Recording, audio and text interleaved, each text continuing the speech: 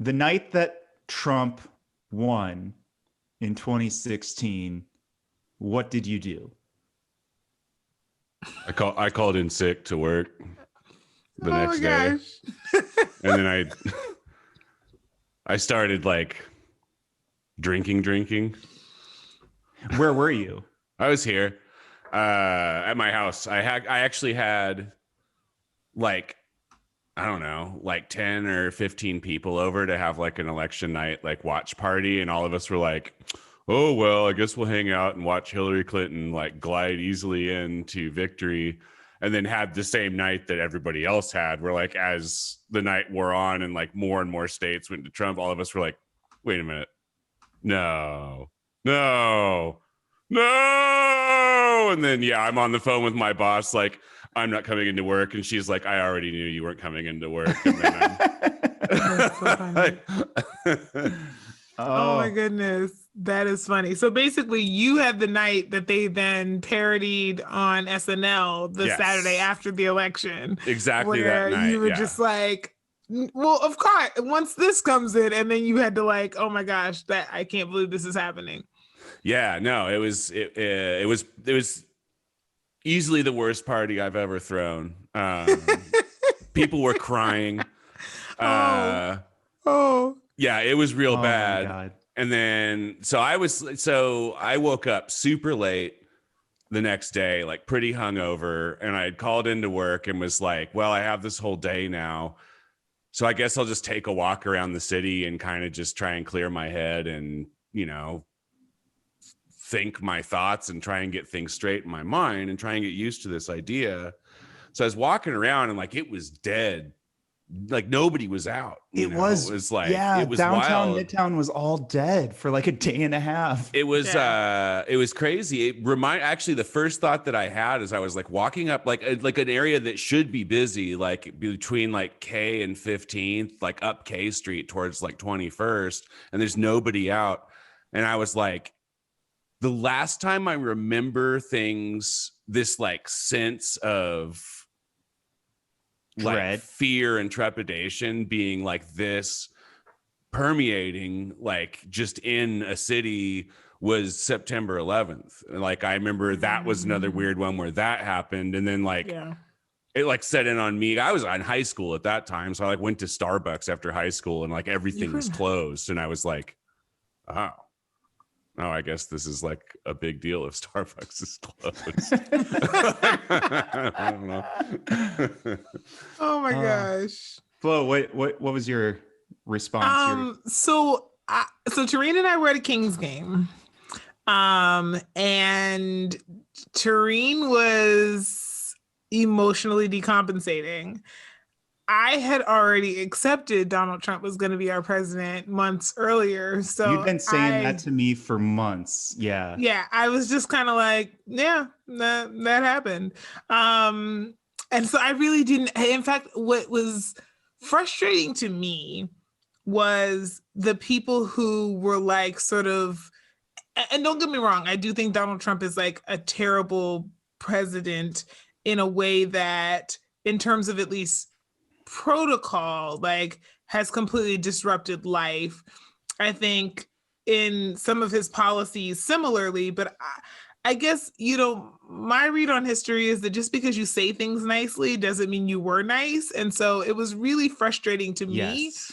to have so many of like my white friends and colleagues wringing their hands like the end of the world had happened. And I was like, substantively, for a good chunk of this population, nothing is different between yesterday, today, and January 20th, right? Like, and I was like, you know, we know where he stands and people have been here before, right? So I'm just kind of like, it was hard for me to feel the same sense of like impending doom because I had already processed it, right, months earlier, but also because I was like, I felt like everybody was talking in hyperbole about how terrible this was going to be. And I was like, yeah, this is bad. And yeah, this is a problem. But like, this is not the worst thing that's there. This is not, where is America? I was like, this is America, right? This is what's Right. possible in the realm. This is within the realm of possibility given who we are.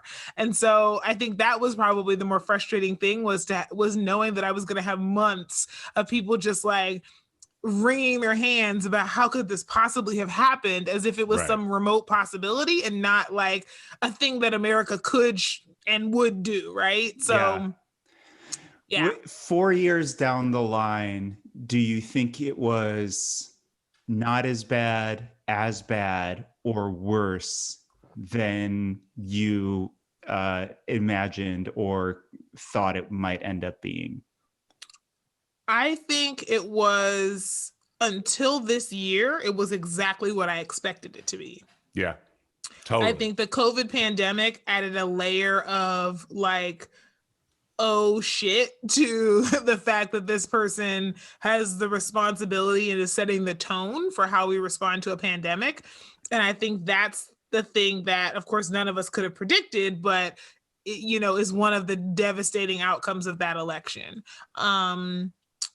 I would probably also say, the Supreme Court seats and just the timing of those has also been another like long lasting, likely impact of that election. But I think overall, it's exactly what I expected. Like, I mean, he was president as Donald Trump, and that's kind of what you get. And in fact, I found myself in some instances, like just kind of keeping tabs on like the highlights of what he does. But I know people who have sort of spun themselves up for 4 years into a tizzy over every single tweet. And I'm just like, terrible. At some point, you got to focus your energy elsewhere. And for me, that energy has been, I think, much better suited at focusing on local things, because I feel like there's more power there. I feel like they're often overlooked. I feel like there's a need, right? Like I can take months off of paying attention to national politics, and there are lots of other people paying attention. But at the local level, there are some times where literally, if you're not paying attention, it does feel like no one else is really paying attention to this particular issue. And so it felt like that was a much better time. So that's honestly been in some ways, my self-care, because of how much I really enjoy and have a respect for policy, has been focusing on the things that are happening locally and really feeling like I'm not only adding value to it, but it's like a fruitful and substantive kind of frustration when things don't go well or do go well. We've made headway, and definitely don't mean me, but like the Sacramento sort of protester class, the folks that are out there every day organizing, they have made so much headway in the last few years in this town. And so that's really exciting. And yeah, maybe that does have something to do with that. For me, I think he was personally, as a human, as bad as I expected. I was startled by how weak our institutions are to withhold him, because I always considered him an authoritarian or a fascist, but we're like, there's a whole system of government in place that will keep him from doing like really terrible shit. Yeah, but now I'm looking and I'm like, oh, this is like 30-year-old scaffolding, and like it could go at any moment, right? Well, I guess like 250-year scaffolding. So that's kind of what was startling to me, that it's like, oh, we could fall into full-on authoritarianism. I was like, my take on it was like, because for the first few years, I was kind of in Flo's camp, where I was like, I mean, like, this sucks and it's embarrassing and it's like a bummer to wake up every morning and have this fucking idiot, like, be the leader of the United States of America. But like, functionally, it's not that different than I would expect things to be under President Hillary Clinton, right? And it wasn't really until, I mean, obviously there's some exceptions to that, but like in the big picture of things, nothing totally crazy happened. And like, and also like, right? I don't know if people remember this, but Hillary Clinton was war hawking hard for Syria. Like, there's also the angle that like we didn't bomb Syria, which maybe is not the case had Hillary Clinton won that election, but But I think like I had to walk a lot of that rhetoric back after COVID happened and the federal government dropped the ball so fucking hard. And I just like, you know, say what you want about Hillary Clinton and the Democrats, but like, there's no way to get around the fact that like, if Hillary Clinton was the president right now, like a lot of people who are dead right now would be alive instead. And I do believe that that's true. And I believe that Donald Trump is like basically single-handedly fucking responsible for that. That's true also with the emboldening of the white supremacist movement that we wouldn't have seen under a different Republican. Not saying that some Republicans would do the same thing. I mean, he's an Andrew Jackson character in an age where it's more startling for the young folks to see this kind of Andrew Jackson character. Right. Yeah, I think that's also true. I was at Kupros at an election night party, and it was like a bunch of Democrats and stuff, but I like to like go to their little things when there's an election night to see kind of how they are and how they respond to it. And I remember I had my laptop open and no one else was paying attention. And I remember little by little, the needle of death on the New York Times was going the wrong way. And as soon as I saw the upper Midwest firewall break, I was like, that's fucking it. Like, yeah, as soon as Wisconsin fell, that was fucking it. And I shut my computer, and I remember Jeff Lee, who was on Jerry Brown's Horseshoe at the time, ran over to me. He's like, what the fuck? Why did you just shut your computer? And I was like, dude, it's fucking over. And I left with a couple of friends, with my friend Blake Gillespie and my ex, and we're like, where should we go? We decided to go to the Democratic headquarters in Southside Park area to watch Democrats cry, and it didn't make us feel any better. So I ended my night at Simon's, of course, just getting really, really drunk next to Jeff, who was saying, dude, we got to go to Wisconsin. We got to figure out what's wrong. And then similar to you, Skylar, I didn't get out of bed the next day. I canceled my classes. I was teaching journalism classes at ARC, canceled my Thursday classes. And I came in the next Tuesday and my students were like legitimately scared for me. Like the kind of like, are you okay? Where it made me like tear up all over again. Like, I just thought it was like a nightmare fucking thing, which it has been. It's been a nightmare fucking 4 years. Mm-hmm. Yeah, that was my experience. Yeah. Well, here's to 4 more. We'll see how it fucking goes. Oh my goodness.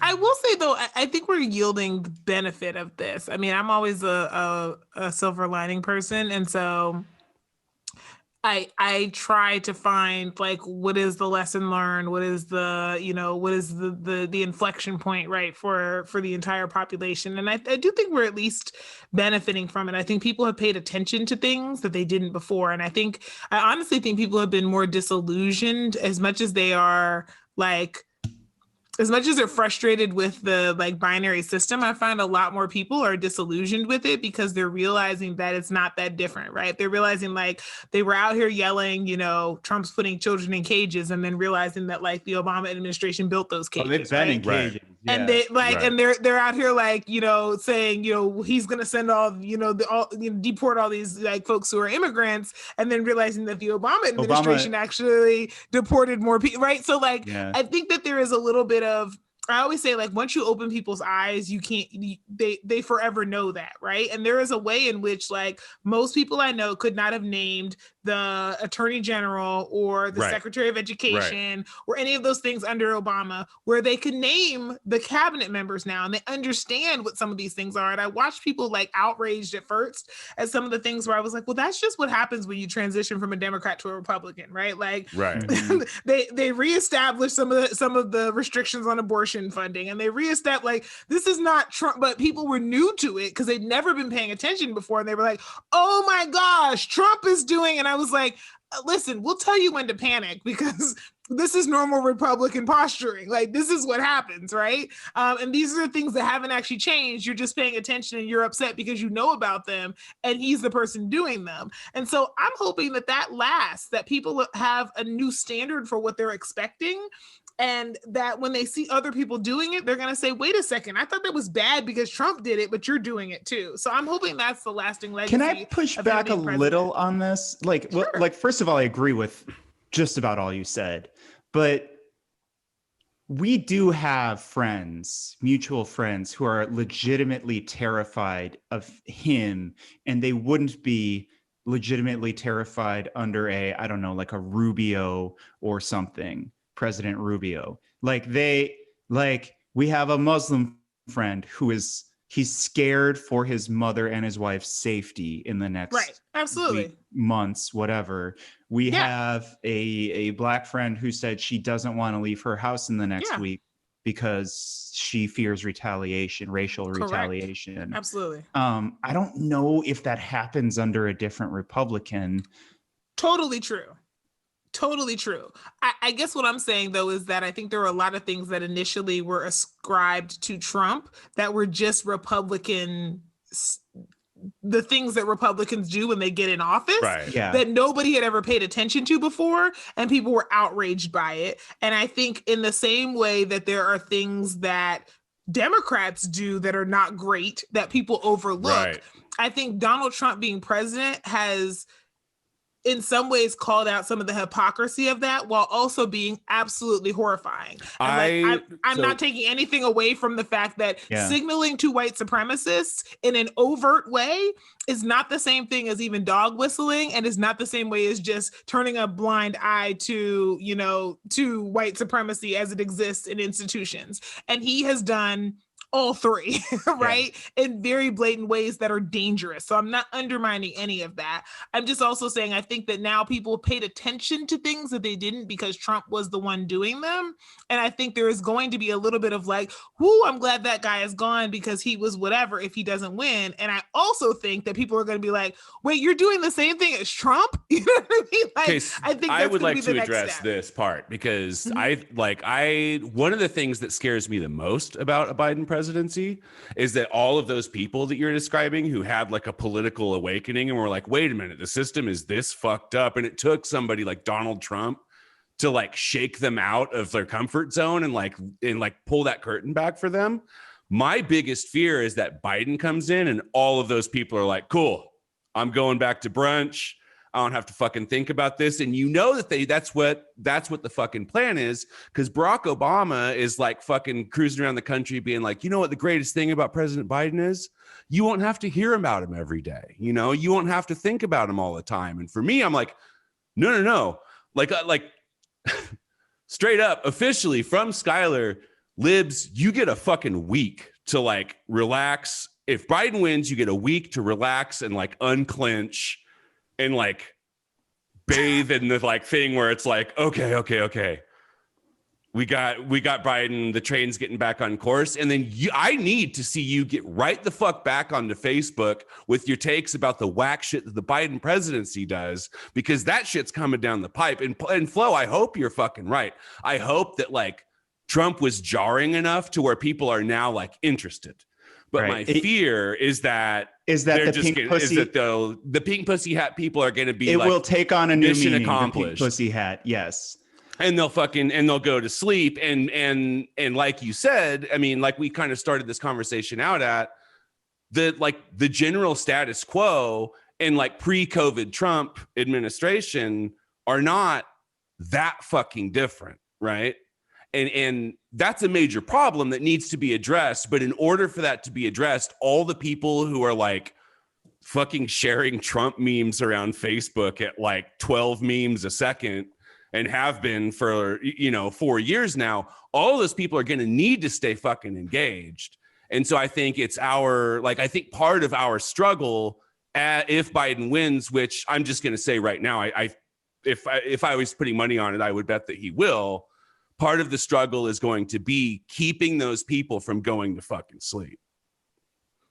I agree with you absolutely. I think though that there's a non-zero number and probably a substantial number of people who are now paying attention and who are going to be horrified when things don't magically become a lot better than they were, and when some of these promises that have been made don't materialize because they weren't real. And I think that disillusionment is important. But your point is absolutely valid. And it's one of the reasons why I've gone back and forth about what's better on the whole, like not just for me and my individual safety, but what's better on the whole. What's better for the long game? Having a Biden win or having a Trump win. But I don't know, right? And I can't. And so, that's one of those hindsight questions of like, where was the inflection point where America got sick of its own shit and decided to get its life together? And I don't know where that point is, because the thing you said, libs take a week off and then come back. The other part that we have not addressed is, what about the constitutional crisis if this person refuses to vacate his seat, even if he's ousted? And we have we'll get into that in the show, right? I think there's all these things that potentially could happen. Yeah, I agree with both of you. I have, to Flo's point, seen some friends, white friends, that are now fully invested and understanding and like all in on a Black Lives Matter. They are fully class conscious. They are all in on these things, right? I have other friends who have the last few years called themselves leftists, but if I bring up something regarding Biden that's kind of shady or shitty, they immediately run to defend him. That is scary to me. Yeah. That tells me that they are going. That tells me that they will find a way to excuse Biden for doing the same things that they are railing against Trump for doing because he's a Democrat. Yeah. Because it's a team sport and not an actual like political field. Right. Yeah. Well, and work that way. The thing about there's small little things like the Hunter Biden like computer thing, right? Like obviously all of that is rat fucking and October surprise, blah, blah, blah. Well, it has no teeth. It doesn't, they're trying to repeat the Hillary email thing. Totally. It's not going to work. It doesn't have teeth. It's not the same thing. But there are still elements to the Hunter thing about, of all, just having that job is corrupt. It's legal, but it's corrupt. Like it just full, like he doesn't do a damn thing. He doesn't have a damn skill to be on this board that pays $50,000 a month, other than connecting his father with this fucking petroleum company. And I get these libs sort of defending him through that. It's like, guys, I'm not talking about his Coke can dick pics that are being shared online right now. I'm talking about some real substantive shit that I don't want to see this Biden administration partaking in the future. Right. Well, and that's why it's so frustrating, right? Like, whatever. I know it's like cry me a liver, cry me a liver. Cry me a liver. That'll be tomorrow night. Tomorrow night, I'll be crying me a liver. Crying me a liver. Yes. Tonight, I'm crying a river as a Bernie stan who just has been getting hosed now for quite a long time.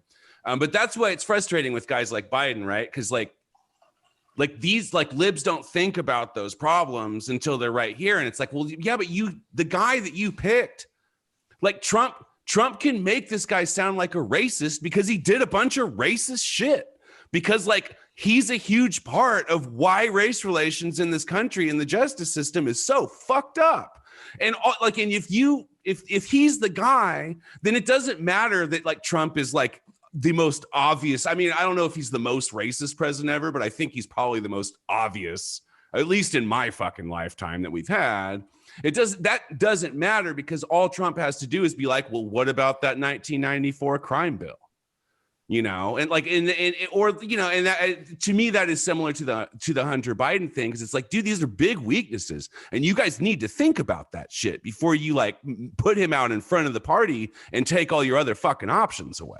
And you don't get to claim that you're the party of, the middle class and the low wage worker and poor people while you're engaging in those, those types of things that are really rich people, opportunities and problem, right? Like that. I think that's the inherent contradiction that exists and that a lot of folks don't want to deal with. So that's why I'm saying while making this argument, I also agree with you, Skylar, as well, that like there's an element of that where people will overlook it. And there's an element of it where there's a new crop of people who are paying attention and are noticing it in a different way. And so I actually think that, you know, to go back to our ongoing generational conversation here, I think that one of the things that's probably going to happen is that our generation is going to be one of those that does not become more conservative as we get older, but actually becomes more radical because we're growing up in an age where we have access to a lot more information. And these are mainstream conversations,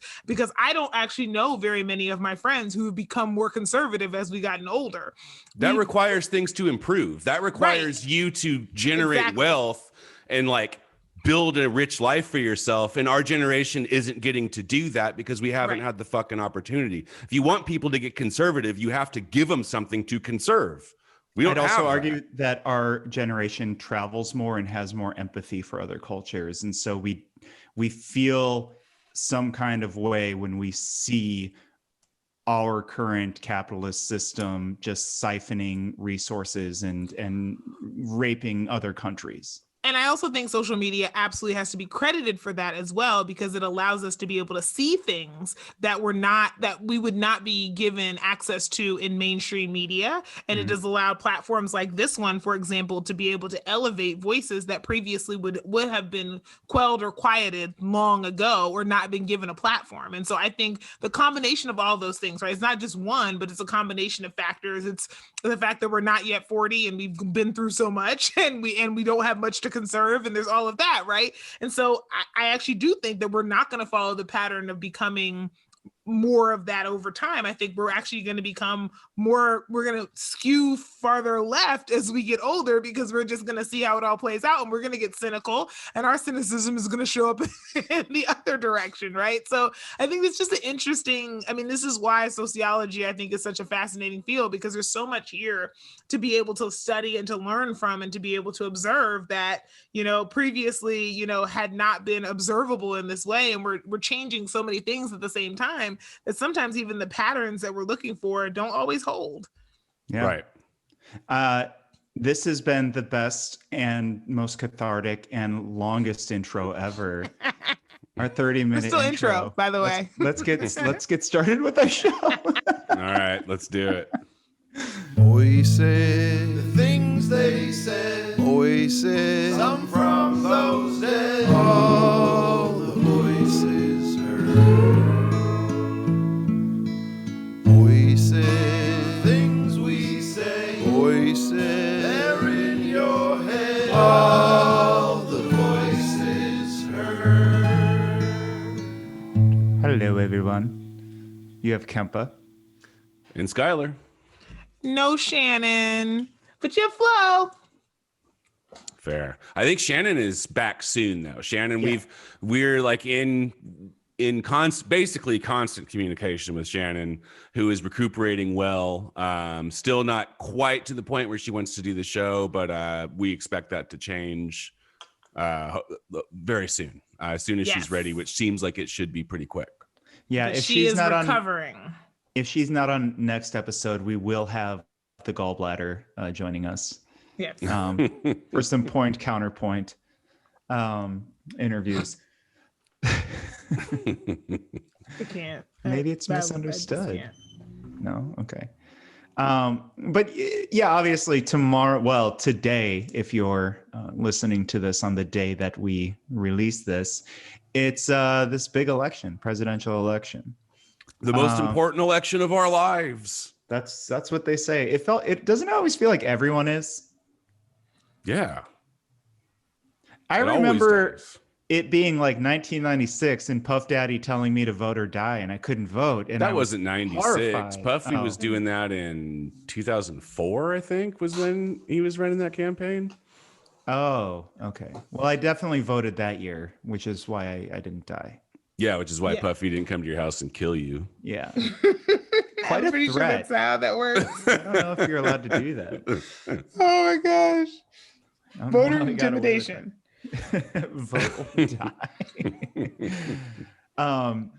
So 2020, everyone, vote or die. We have Donald Trump versus what's his name?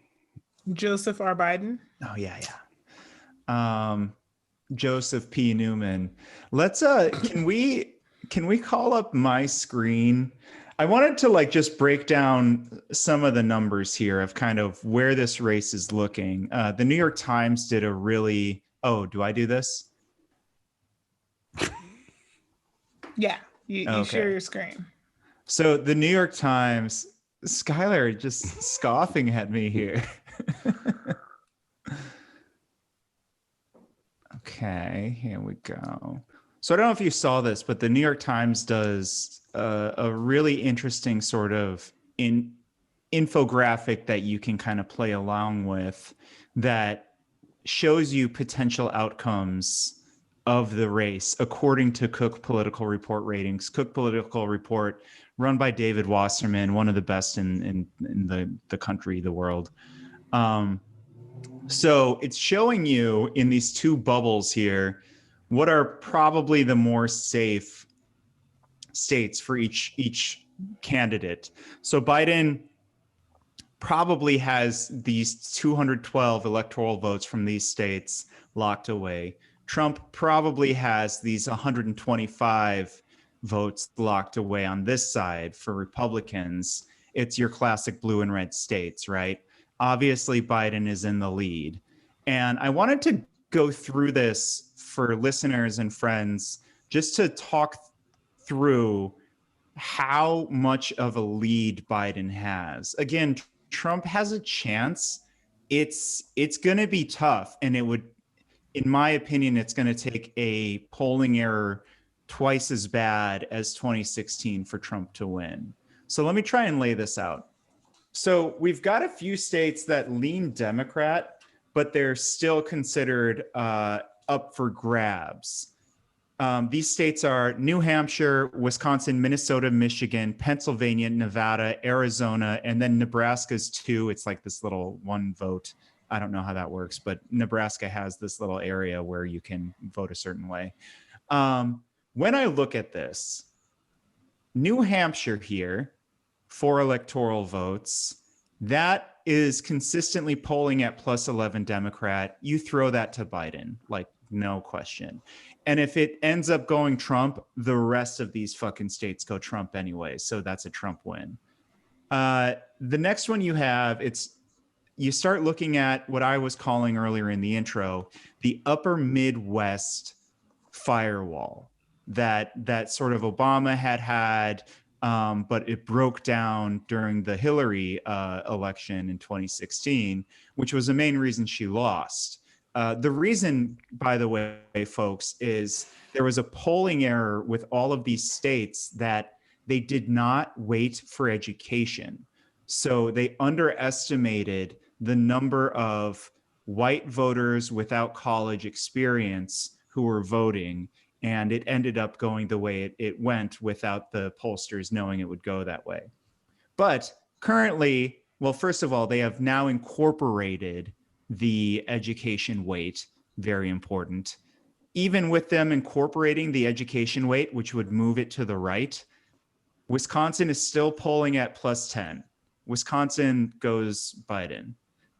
Minnesota is still polling at plus 10. Minnesota, unless there's like a catastrophe, goes Biden. Michigan, plus 8. I mean, there are scenarios where a plus 8 ends up that way, but like this is a polling error of a level that like would make the entire industry of pollsters and like the Nate Cohns and the Nate, Silvers really rethink their existences. Like they will go to Bermuda and stare into the ocean for weeks if Michigan ends up going to Trump. So now what do we have here? We've got Arizona, Pennsylvania, Nevada, Nebraska left, right? Nevada is plus 6. Skylar, we were there recently. We were, but as I recall, they were real pumped for Sanders. For our boy, Bernie. I also know that the Trump folks pulling out numbers out of Nevada, they are not feeling happy about it. I will give that one as well to Biden. So now we're at 258 to Trump's 125. Again, we're trying to reach 270 here, right? We also have not started calling the states that are of these states that are likely to go to Trump. Right. Well, these ones are all swing states over here, which is interesting. Like they literally are, like, they're not red in any way because 2/3 of them are polling toward Biden. So like, again, like it's dangerous. I feel pretty confident that Texas will go for Trump. Like, I would like to see Texas turn blue. I would like to see it too, but I don't believe. But I do not think that Texas is a swing state. Not yet. Yeah. I think it will be eventually, but I do not think that this election that it is. Let's get to that in a second. I just want to say, so Arizona, I mean, really, Pennsylvania's polling at +5 for Biden. Let's not move it. Let's not move it yet. Yeah, I was going to say, being a Pennsylvania native, I'm just going to say Pittsburgh and Philadelphia, if they show up and show out, they can hold the state. But the rest of the state is the Deep South. And politically, at least, in a lot of ways. And so I don't know Pennsylvania. Like, I don't know. Well, it's funny because Pennsylvania, like you can look at different voter shifts when there's a polling error, and polling errors affect certain states more than others because those states have similar characteristics. Right. Pennsylvania has a lot of similarities to the upper Midwest, to the Michigan, Wisconsin, Minnesota, which might be why you and I are such close friends, Flo.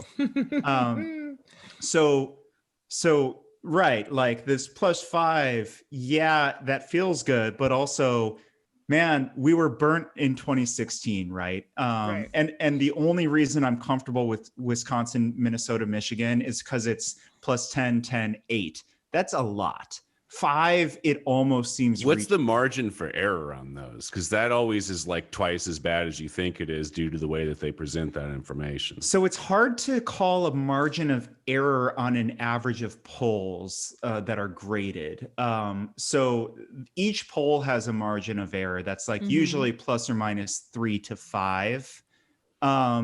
But what the people like Nate Cohn and Nate Silver are doing is an aggregate of all of the polls. On top of that, they are weighting the polls based off of their methodology, their history of accuracy, and things like that. So this is more accurate than just any single poll that's coming out.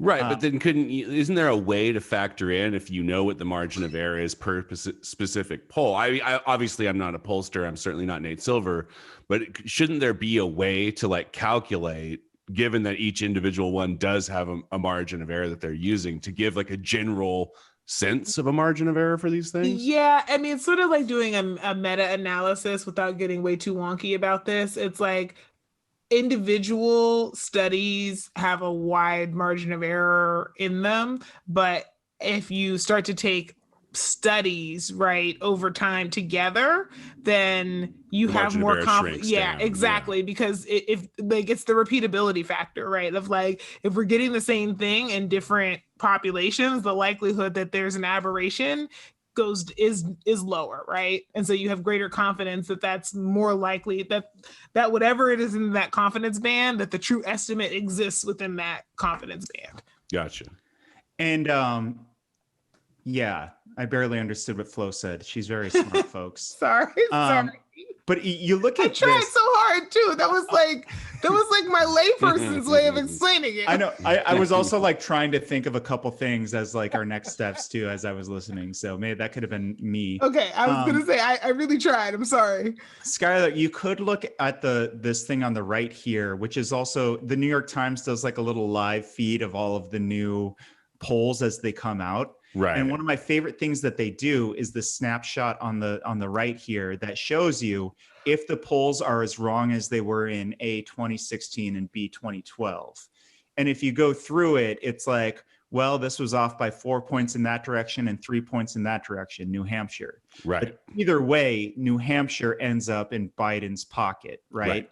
And if you look at both of these, even though polling error was super to the Republicans in 2016 and super towards the Democrats in 2012, no matter what, if they were as bad as they were in both of those years, Biden still wins. So which tells you basically that we have to have like a standard of deviation. Like this will be the most surprising and biggest upset in the history of U.S. elections if Trump wins it. Right. So anyway, bigger than Dewey defeats human. Human. Dewey defeats human. Dewey was a robot. Dewey was a robot. Bigger than Dewey defeats Truman. Don't blame me. I voted for the human. I voted for the human. Yes. So I love it. Yeah, it will be Dewey. It'll be bigger than that. Also, the only pollsters around that time during Dewey and Truman was Gallup. There was not an aggregate of pollsters to work with. So we do have more information to work with now, which implies that there's less room for fucking up, more or less. When I look at this, 258 to 125, these are the states that are in play. All of these. Now, we mentioned Pennsylvania, that's still light blue, that's leaning +5. Arizona's +3, Biden. I feel stronger about Arizona than I do about Pennsylvania because their polls are consistently, historically, very accurate. I'm going to brag a little bit. When I was a grad student at Arizona State, I wrote the cover story saying that Arizona will eventually become purple. And this was while Obama was seeing polls that showed him neck and neck with McCain. Obviously, McCain ended up winning his own state by a pretty good margin. Yeah. But this has been a trend because of the Latino population, because of younger folks moving there. Also, especially during this election, the white suburbanites are actually moving away from Trump.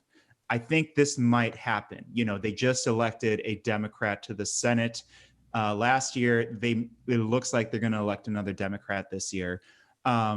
Arizona might be blue in the future.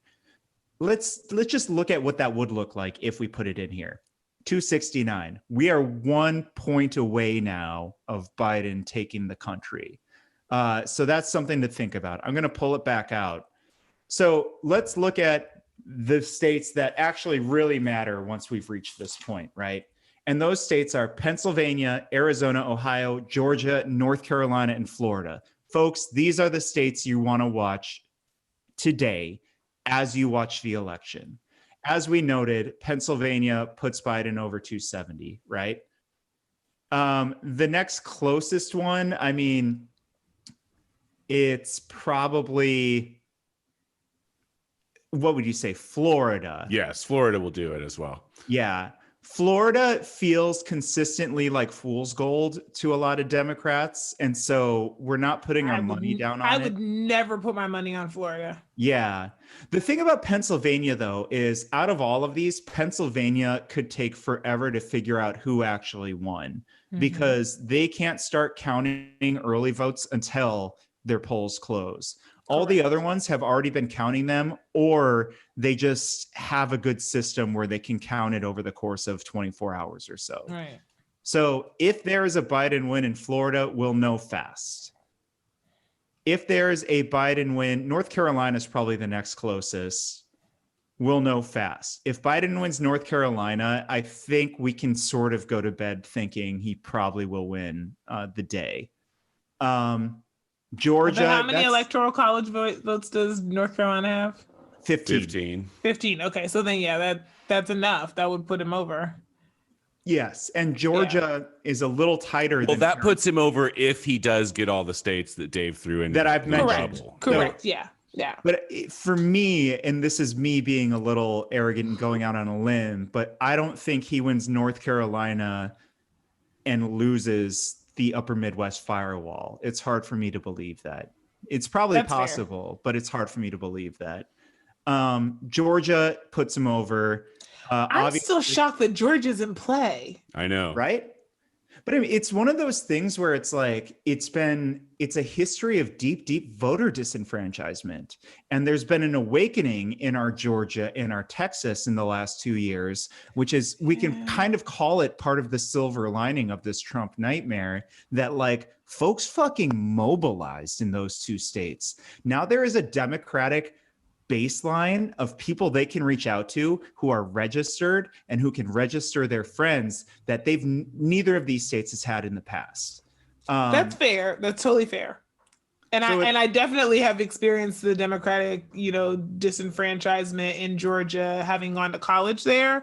And, I was actually having a conversation with one of my colleagues who also went to Spelman, and she's in my year. And we were talking about that 2000 election, how many students were turned away when they had in their hands their, proof that they had registered, but their names didn't show up on the polls, and how devastated they were that they didn't get to vote that year. And that, granted, that was 20 years ago, but it's shocking to think about just how bad it was. Like, I was like, but what about provisional? But what, the media saying that, and she was like, we didn't even know that was an option. We were just told by a poll worker we couldn't vote because they didn't have our name on the book. It was like, oh gosh. We are so spoiled in California. We're so spoiled with our voter enfranchisement. Yep. And we really are the gold standard to really share with the rest of the country. But we mentioned this on previous episodes that Republicans have fascist tendencies, and part of those fascist tendencies involve voter disenfranchisement so that they can hold power with minority rule, Yep. So all of this is to say, Pennsylvania, Arizona, Ohio, Georgia, North Carolina, and Florida, those are the states to watch, folks. If any of those flips for Biden, it's really, really hard to imagine a Trump path to victory. I'm pretty sure Florida means there is no Trump path to victory. He does. He does have a path to victory if Biden wins Florida. It's just that he has to get like literally everything else. So many things have to go right for him in order to win. If Florida goes for Biden, that it's not. It's like statistically insignificant. Yeah. And that goes back to, and it's actually less accurate for me to go back to the firewall, because I don't think the demographics in Florida match really in any way the upper Midwest. But I feel like Biden winning Florida, it's a canary in the coal mine for Trump. Right. Also, the Florida's scary because I feel like Florida is also a place where we're likely to see a bunch of fuckery if it's close, right? I mean, not that that's not going to happen in other states as well, but I don't know, it famously happened in 2000, right? I mean, we're also burned from Florida for so many times, and just from 2 years ago in Florida with the governor's race, right? It's right. I think a lot of Democrats are not putting their eggs in that basket, even though Bloomberg put $100 million down there and he threw, a bunch of lawyers down there. Even with all of that, in order to he put that money down to bail out prison, or pay some to somehow enfranchise prisoners, people who to be able to vote. Yeah. Right. Yeah, it was for people who had been disenfranchised because they had served time in prison and there's a fee that you have to pay to be able to reinstate your voting rights. And so he was actually bankrolling that, which, I mean, Bloomberg is obviously not my favorite person, but kudos. But that's a cool move. That's a cool move. LeBron James did some of that work too, I think. So kudos to King James as well for doing some of that. So thank you guys for indulging me on that little thing. It. What are our thoughts on this election? What are our fears? Where are we feeling the day before? I mean, I feel, I don't know, as somebody, I mean, I'm going into this, I lost this election in March, right? I lost in March. So I'm watching this happened for other folks or whatever. Right. So you lost in the semifinals and you're just sitting here enjoying the game. Yeah, exactly. And I do have, like I said earlier, I was pretty blasé about the shit. but this year has been different, and I legitimately do feel like there are a lot of people whose lives kind of depend on Trump not being the president anymore. And so I'm cheerleading a Biden presidency. I mean, not the most enthusiastic cheerleader, but I would rather see him win than lose. And I like, from everything that I can see, it looks like that's likely to happen. Now, like, you know, like I said, man, I fucking threw a party for another candidate that I was not very excited about 4 years ago, you know, and went into that feeling very confident. And it took me like a long time to recover from that. Some say that I've never fully recovered from that. But like, I mean, just based on what you just laid down, Dave, like I said, it's not, Trump has a path, right? Like he obviously does have a path, and it's not all that surprising. If you look at like the simplest path for Trump, it's like, no, I can see that happening tomorrow. Right. Like he can do it, but it is pretty unlikely. It's more unlikely. And I mean, another difference, you know, like I think there's a lot of people who, when we have the conversation that we just had about polls, will be like, yeah, but that's what the pollsters were saying in 2016 and like what happened. But that's not 100%. It's not true 100%. It's not the same thing. Back in 2016, right? Nate Silver had it at what? Like it was like 30%, 30 and 70 or something the day before, which people, including myself, took to be like, oh, well, that's a slam dunk, which it's fucking not, you know, and people jumped down his throat on November 4th or whatever, or, you know, whatever that was back then. November 9th, I think. November 9th. And and listen, I'm not a fucking Nate Silver stan. I honestly, as a pundit, I despise Nate Silver. I can't stand listening to that guy talk about politics. But as a pollster, he's kind of the best in the game. And his response was correct, where he was like, look, I said that she was likely to win, not that it was a fucking lock. And like 30% isn't like an infinitesimal percentage, right? I read a quote today that really made sense to me, that, you know, when in the Major League Baseball, when a batter hits the ball 30% of the time, we put them in the Hall of Fame. Right. Mm-hmm. Right. I also think like another thing from that article that you shared, Dave, which is a good article. We should definitely, we'll link to it. Yeah, we should link to it, because that was really, really, I think it's a newsletter by this like random, just like nerd that I think everyone should subscribe to. He's like an attorney of some sort. Random attorney nerd. some random law nerd. Who I think went to Baylor, maybe. I don't know. But another thing that he said is like, yeah, like Trump pulled it out. A lot of things went wrong. And he also, those states that he won, the swing states that he won that he wasn't supposed to win, he won by these tiny little margins, right? And so he puts in the thing that's like, you know, he's like, yeah, if this is a basketball game and your team is entering the fourth quarter like 20 points down, like, is it possible for you to win? Yeah, like people come back from 20-point deficits in the NBA, but like, are you going into that quarter being like, haha, like I got him right where I want him. We got him now. It's like, no, like that's not how you do that. Is it possible? Yes. Again, yes. Yeah. If you're gonna put your fucking mortgage payment down on a bet, you're gonna bet on the team that's 20 points ahead. And right now that appears to be the Democrats, according to the polling that we have. So yeah, I mean, I feel confident. I feel somewhat like trepidatiously confident that Biden will pull this thing out. I'm actually looking forward to a shift in gears, and like if he does win, I'm looking forward to shifting gears into like him being the president. Especially, I am looking forward to seeing what happens if the Dems are able to keep the House and flip the Senate. They definitely keep the House. That happens, flipping the Senate that depends. Right. That's a toughie. Yeah. Right. Yeah. Well, that's the best case scenario, right? It also not crazy likely, but it's on the menu for tomorrow.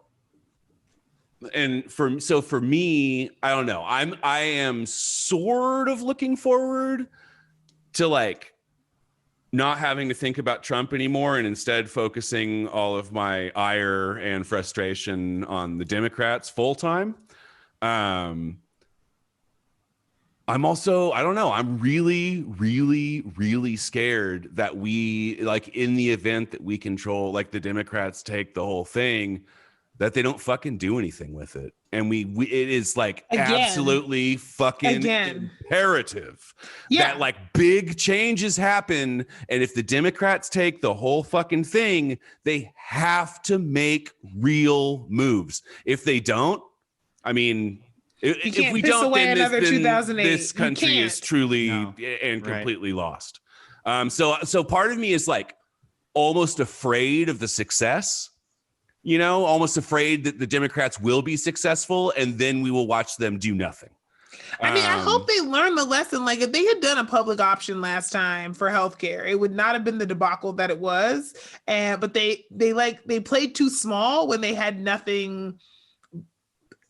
I mean, I won't say they had nothing to lose, but like if you had gotten everybody insured in that way, like you could have saved yourself a lot of heartache. And instead it was a lot of broken promises and really expensive care and all this stuff because you tried so hard to out conservative yourselves. Like, and it was just like you had a clean sweep of it. Like at least do this one thing and do it really well. So I hope that, to your point, Skylar, they learned that lesson, because if not, you're absolutely right. It's going to be like you can't be looking for the next election as soon as you win. You need to win big so that people feel like they want to show up for you again because you've done something for them. And if you don't, like working people, like people will remember all the shit that you said, and then they'll look around the last 4 years and be like, yeah, things are like none of that happened. Things are still bad. And then when the GOP fucking runs Dracula against Kamala Harris in 2024, he'll win. Yep. You know, I do think this time, though, people aren't playing around in the same way that they were. Like, we've all remembered the early polls where, like, D's nuts is, like, trending and stuff like that, right? Like, there was this feeling, and it was interesting because Terrain said this to me earlier when he was filling out his ballot. He was just like, we were joking, and I was like, we were joking about him, you know, voting yes on A and no on C just to like, kind of mess with me. And he was like, I don't even joke like that anymore because 2016 just has me, like, too shaken about that, right? Because I do think that similar to, you know, and I've said this before, like similar to Brexit, right? Where there were a lot of people after the Leave vote won who turned around and said, I mean, I voted to leave the European Union, but I didn't think it was going to happen. Like, I know that there were people who kind of thought it would be fun to see Donald Trump be president if he did, and didn't actually think it was a real possibility, in the same way that some people thought it would be fun to see Arnold Schwarzenegger be governor, right? We can't underestimate the celebrity effect of this, of like you're fired guy is running for president. And that was the most exciting primary that anybody had ever seen. And people were like, yeah, why not? I'll vote for Trump, right? And I think now people recognize that elections really have consequences. And those consequences, I think because of the pandemic, can be deadly. And I think that's honestly the thing that's turned the tide. And I've never wanted to be wrong more than when I said I think he'll be a 2-term president. I was going to ask you about that, because you've stuck to that up until quite recently, and I wanted to revisit that the day before. I would revisit my prediction that he will win again, and I do think that COVID really threw that off, because I think were it not for COVID, we'd be having a very different conversation right now. And I think my 2-term president would hold, because I think Donald Trump had the makings to stay president. It would at the very least be a lot closer. Yeah, and I think America likes an incumbent. Turned against him. First of all, because all of their fucking friends are dying. Also, Wisconsin is a bunch of old folks died. Yeah, like a bunch of his voter base straight up just died from COVID-19. Wisconsin is getting slammed with it. Wisconsin is the state he needs to like fucking be a part, even in the game. Well, like there is a path without Wisconsin, but it's very hard. And then, like, thirdly, I did have a thirdly. It's not in my head anymore. Keep going, Flo.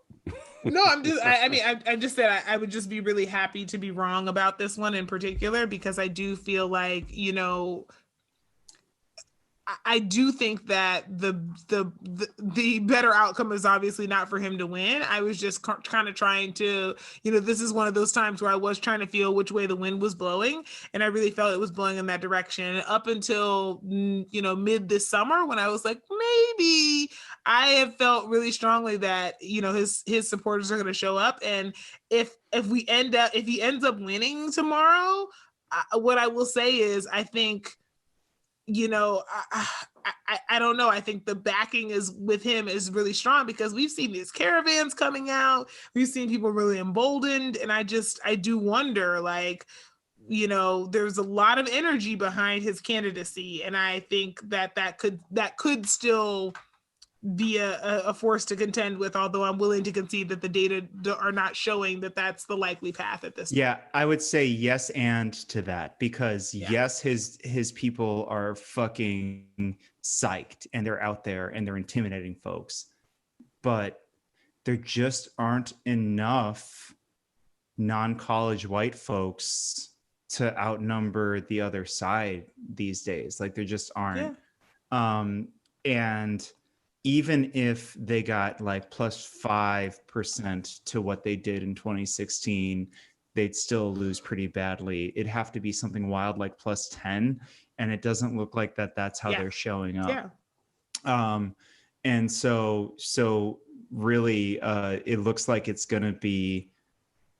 could be Biden. Flo, you did mention some concerns over if it's a close race, which it certainly could be. So let's say it's a close race, Biden wins, and I know we got to end soon, but what are your concerns there? Where do you see it going? I can definitely see a crisis of confidence in the country and there being violence. I think that's probably the biggest thing that I'm concerned about, right? Is people taking to the streets, especially since, Trump has not, I literally saw a sign this weekend that said gun owners for Trump, right? And so I think that there are people who feel like this is their revolutionary war.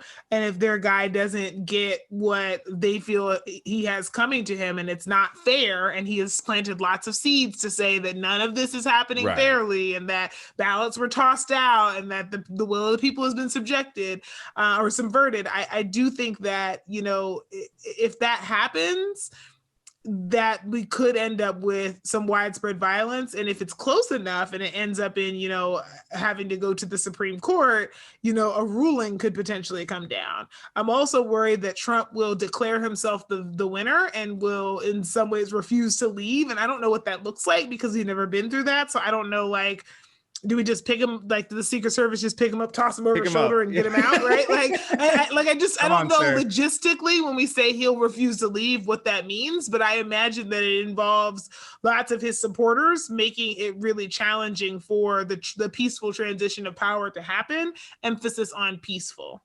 Did you guys see that shit? That I saw something today up in Roseville.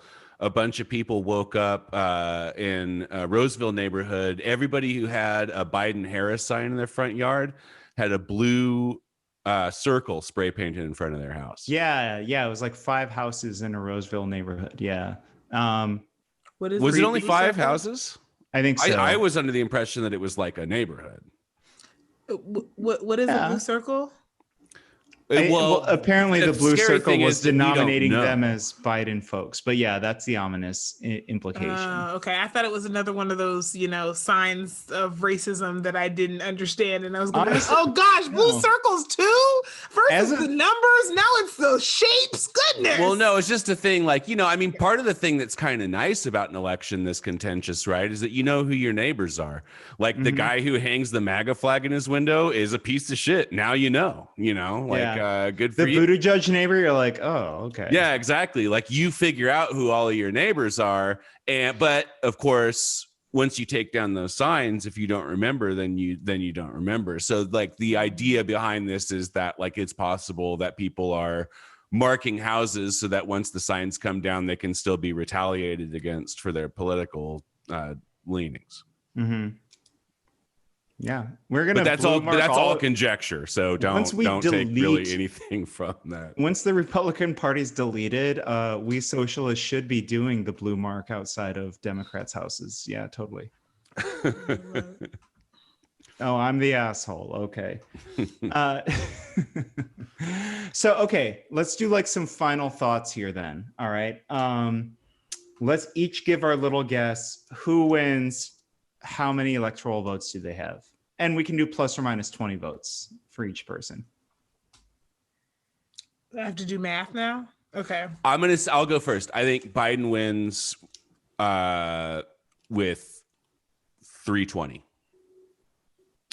I think Biden wins. I think the pollsters got way too much in their own heads from 2016, which I don't blame them. I 100%, if I was them and as smart as them and able to do this stuff, I would too. I think not only did they overshoot the polling error, but also people are showing up in numbers, and a youth vote and a Latino vote pushes it up to Biden 350. This is hard for me. Yeah, I think if Biden wins, he wins big. So I am more along the lines of Dave. I think I'm gonna split the difference between the two of you. So like Pick two. Yeah. Give us Yeah. two answers. If Yes. Biden wins, So if Trump wins. I think if Biden wins, I think it's probably something like, 335 or so, like somewhere in between the two of you. Like I think it's going to be pretty big. That's within my 20 yeah. point margin, just so everybody knows. Just so everybody knows That that is. that's I also included. am Yeah. right if it's You are the Yeah. same. 335. I split the difference between the two of you. So I think it's going to be somewhere in that realm of like, it's not going to be just eking by with 270. Like, I think if he wins big. I think if he loses small. And so I think we end up with a repeat of sort of what we saw about 4 years ago with, like the states kind of coming in and it, and it being pretty close. Because I do think that it's pretty safe to say that no matter what happens, like Joe Biden has probably captured the popular vote. Where the questions are sort of like how the electoral college ends up falling down and where those votes show up in the country. Right. But I do not think that Donald Trump is going to get more absolute number votes than Joe Biden in the country. Yeah. Yeah. But if it's like plus 6 million in California, that doesn't Right. mean dick for Biden. Right. Exactly. Right. So that's where I don't know, because the thing is, like, when we energize the vote, we energize it everywhere. And so, I just don't know if the number of folks showing up in like these deep blue states is going to be where the major difference takes place or not. So Yeah. yeah. I like it. Skylar, you had an addition to this little fun repartee. What do you say to listeners no, you say it. All right. I pretty much already said the Biden wins version of this earlier. Like here's like my message is, if Biden wins. Wait. Can you give the premise here? Okay, yeah. So we're gonna do like a little like my statement to the listeners based on who wins tomorrow. So my statement to listeners, if Biden is the president at the end of the night tomorrow night, is, and this is to the libs. Libs, take a week off. Enjoy, relax, unclench, unwind, let your mind relax, and you don't have to worry about this, Trump for another 4 years or whatever. Take a break and then get the fuck back in here and stay mad, because things are still gonna fucking suck. Most of the things that suck, the big root causes of fucking suck in this country, are not leaving with Trump. They will persist under Biden, and you will have to stay vigilant. You will have to stay mad. And we need you to, or we're boned. You guys have to stay around. You can't go to sleep. We need you. I like that. That is my message. Should Biden win, is congratulations, and also you can't quit now. I don't know, man. My message if Trump wins is learn how to shoot. I don't know. You should very well. We went to a a Socialist Rifle Association meetup a while back, and like Skylar has like, it was like remarkable how good of a shot you are. You guys said I was wasting my time playing Call of Duty until 5 a.m. all the time, but Apparently not. Yeah. Oh my goodness. Oh my goodness. All right, Flo, what do you say? I say the thing that I say all the time about elections, which is that, choosing the candidate you're going to vote for is not the same thing as choosing a life partner. You are choosing your opponent. And so if you want a competitive advantage, you are choosing the person who you think is more likely to be persuaded by your arguments, but you're not choosing your life partner. So if Biden wins, I would say exactly that. You've chosen an opponent who you think is an easier mark, but there's still lots of work to be done, to Skylar's point. And so let's think strategy and let's not rest on our laurels, because we saw what happens when we get so excited about historic wins or feeling excited about a change in 2008, and then we don't actually put the pressure to be able to really win some long-term, structural change that could come with that. Right. If Trump wins, I say you already know how to survive it with Trump, so don't catastrophize. Let's continue to strategize, because there are still things we can do to resist at the local, at the state, and at the national level, an agenda that we know is fascist and that we know is white supremacist and that we know is oppressive. And so don't fall down there in the in the realm of history. There are people who've had it a lot worse than us.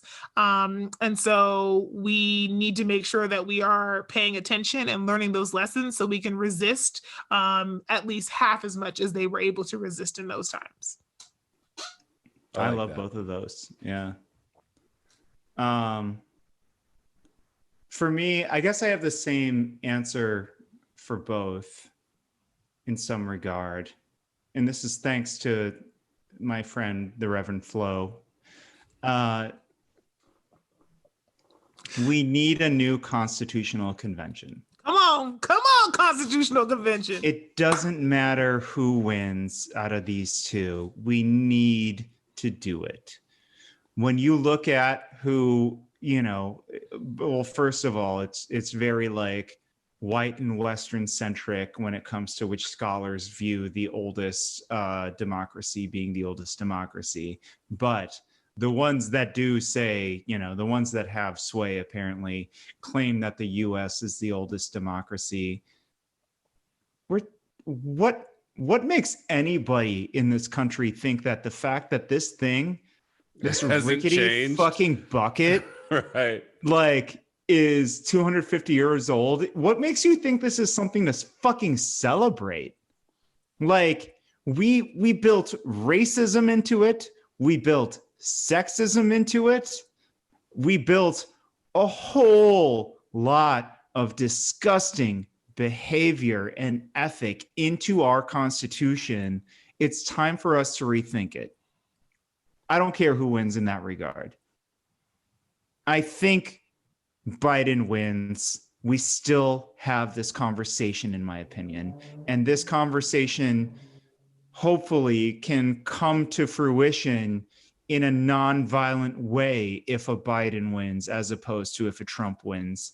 But if a Trump wins, I've seen some beautiful things happen in South America recently when fascists took over, or just generally when right-wing people were in power.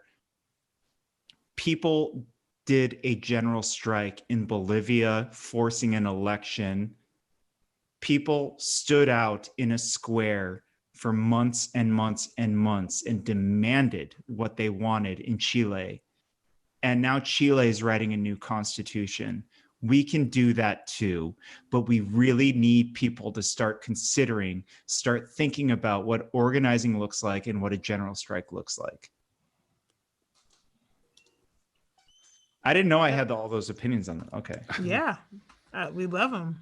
Well, hey, speaking of organization, Oh, this sounds like I'm gonna do the segue. That's not I what I'm totally doing. thought you were. Yeah, no, I'm not going there with it just yet. I wanted to do a shout out to, like, I mean, there's so many people. There's way too many people for me to name by name, but the folks who have worked tirelessly campaigning against Measure A, Yes. campaigning for Measure C, walking and knocking doors for my Vang. People have done all this work to try and get Greg Fishman into everybody's mouth.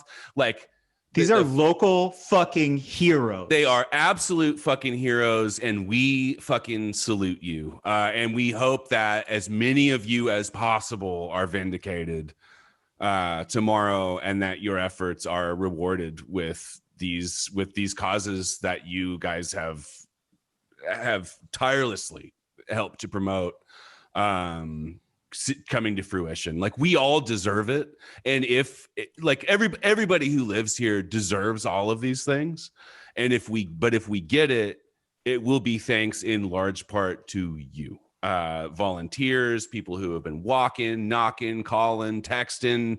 Fucking, you guys are awesome. We love you. Thank you, and regardless of what happens, thank you. And please keep doing what you do, because good shit doesn't happen without you. So yeah, you are appreciated. It's people power, right? It's really grassroots shit, and I think my biggest sadness about this, when I'm like practicing journalism, sometimes like there's a cynical part of me that likes to go to like the insider Politico parties and see how they feel and what they're thinking and what they're doing. But like, really, it's you grassroots people like who deserve to be around each other and celebrating, or saying, you know, hey, it's okay if you don't crest that mountain on a given thing, right? And I think it hits me a little bit harder that you all can't be together during this election, because there's so many important things happening here in Sacramento on a state level. So yeah, just to echo Skylar, like, thank you all. Absolutely. Any other like shout outs, any other good lucks we want to hand out? I mean, I'll like fucking best of luck to Jackie Fielder. Yeah. Yes, definitely. Like, fucking go get that motherfucker. I want to continue to have batting 1,000 on guests winning office. So everyone who's been on our show, go fuck it.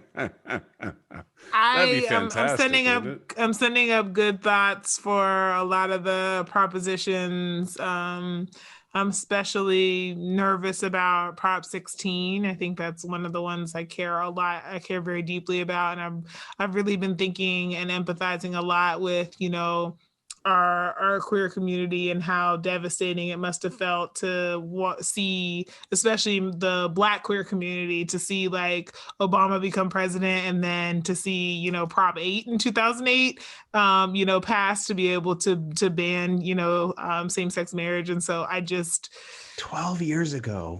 Yeah. So I think the thing I'm nervous about is, you know, all the things that we predicted tonight happening, and then California doubling down on the fact that we don't want to address race because we don't want to address racism. And so I'm rooting for you, yes, on 16. I'm hoping that we can get that one right and do this right after 24 years. So. Yep. Yeah. And yes fucking no on 22. I'm sorry. Yeah. Yes. Yeah, no yeah. on 22. No on 22 is a huge one too. I'm rooting for you there as well. Really, really rooting for you. I've never seen corporations throw that much money at something like this. It's almost $200 million. It was $130 million when we wrote the voter guide. I just want like people to recognize, like, because I've gone back and copied and pasted that in places, and I was like, these numbers are outdated, because when we wrote this at the end of September, it was $130 million that they had put into this campaign. It is now almost $200 million. Yeah. Oh my God. Yeah. So Well, I think we covered it. yeah, it's a fucking big day. I mean, it definitely feels like, I don't know. To go like this day drawing to a close feels different than other days drawing to a close. And I guess by the time that people are listening to this, it will already be election day and we'll already kind of be in the thick of it. But yeah, I don't know. We will, I guess we'll see Here's you guys hoping. on the other side, and Yep. we'll hope that we have some good news for you. We'll hope that it's a happy podcast on Friday. You know, I think that it probably will be as happy as we can hope for. I'm optimistic about it somewhat. Yeah. Yeah. Well, speaking of happy and hopeful, I wanted to tell you all about a little place I know. An oasis of happiness and hopefulness. Yeah, but it never fades away. It's always there, and I can sleep well knowing I can return to it. And It that won't place, fill you up, but it never lets you down. yes, that place it's the Budweiser of oases. And it's called voicesrivercity.com. We've been around for a little over 3 years. We started out doing news and arts coverage, a lot of great community essays, people speaking truth to power. We have the Sack Follows the Money project that persists to this day. That's fantastic in showing you where money's coming from and why and how and from whom. And then also, of course, our current iteration is this podcast, which is really taking off, and which I'm just every day so thankful for. I've thrown it online before, but like it's really taking flight, and that's really exciting in my opinion. So anyway, thank you all for that. We are all on social media. Well, I guess let's start with where Voices is on social. It's on Facebook, Voices River City, Twitter, and Instagram at Voices River City. It's on Patreon. If you want to help us out, we do need help. Patreon.com/Voices River City. What else? We're on YouTube, Voices River City, and that is blowing up these days, which is very fun to see. People like to look at us. I don't know why, but they do. We're beautiful. We are very pretty. I think we downplay that a little bit on the show. You don't know what we look like if you're listening to us, but I feel like I God, spend too much time talking about how beautiful I am on the show. I'm gorgeous. Self-conscious about it. Yeah. Yeah. I'm adorable. Hey, I'm pretty hot. Yeah. So, you know, I'm just how I pretty get hot. down. Dude, we're driving those hits up so hard right now. Like, People Like, are you running don't to their even- computers. we're going to make you all wait till the next time you see Shannon, but oof, Man. Yeah. just wait. Yeah. So that's our teaser for when Shannon comes back. Not the air dicks. This. The hot co-host Shannon. And then where else are we? We are on I guess we're each all on Twitter. I am at Youknowkempa, YOUKNOWKEMPA. You can find me at Guillotine for You. That's Guillotine, the number 4, YOU. And you can find me at Flojaune, FLOJAUNE. And you can find Shannon at Shan ND Stevens. Hell yeah. All right, guys. Well, we'll fucking see you on Friday. Assuming that, you know, there's still a country and the internet hasn't been canceled and that we haven't been placed in a gulag. So hopefully, if those things don't happen, you'll see our extremely beautiful faces again Friday. In the meantime, we want you to know that we love and appreciate every single one of you listening to this. We want you to stay safe. Stay sane Stay healthy. and stay the fuck away from us until the election's over. Right. That's when on November 4th, COVID-19. COVID's over, right? Am I right? Well, let's ask. No, that's totally right. Let's ask the epidemiologist. That was my. That's been the plan the whole time. Yeah, it's been long enough. Let's let it be over. This is the No, it's not apex over. of the pain, right? It's not over. So it ain't over. Oh my god! All right. I know. Good night, everyone.